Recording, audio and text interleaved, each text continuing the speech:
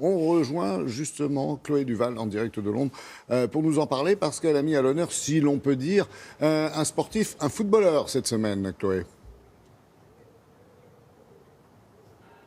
Bonjour Laurent, oui, c'est l'histoire d'un joueur de foot qui fait plier le Premier ministre britannique sur une décision politique en faveur des enfants défavorisés. Le gouvernement avait en fait l'intention de cesser de fournir des repas aux écoliers les plus modestes à partir des vacances d'été, mais c'était sans compter Marcus Rashford, l'attaquant du Manchester United, l'espoir du foot anglais. Il a lancé une campagne sur les réseaux sociaux, il a écrit une lettre ouverte aux députés, les travaillistes se sont joints à lui, mais aussi certains conservateurs. Eh bien, l'appel a porté ses fruits. Sous la pression, le Premier ministre Boris Johnson est revenu sur sa décision. Eh bien, c'est ce qu'on vous raconte ce matin dans ce reportage réalisé avec Charline Madini. C'est une affiche que les Anglais n'avaient pas vu venir. Le footballeur Marcus Rashford contre le gouvernement britannique.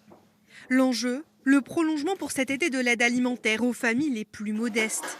Avec la fermeture des écoles, 1,3 million d'enfants qui bénéficiaient des repas gratuits à la cantine se sont vus proposer en échange des bons alimentaires.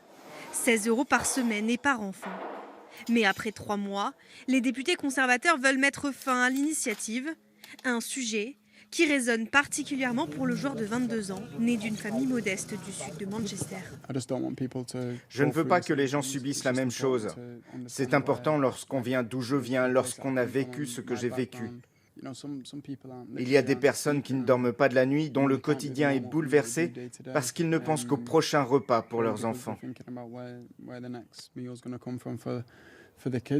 Mardi, Marcus Rashford a fait plier le gouvernement grâce à sa campagne.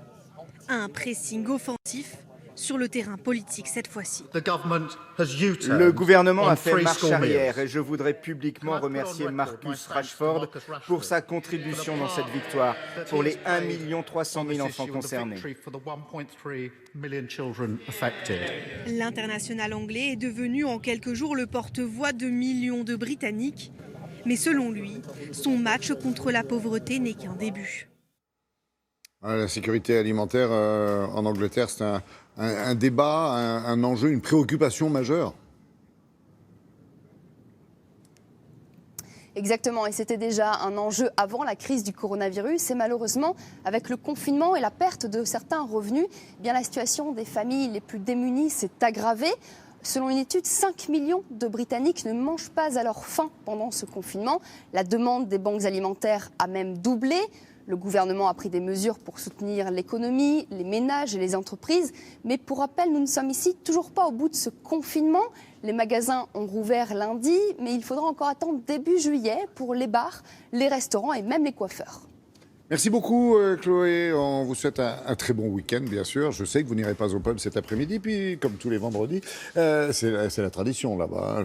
Elle le sait Chloé, puisqu'ils sont encore fermés. Mais bientôt le déconfinement.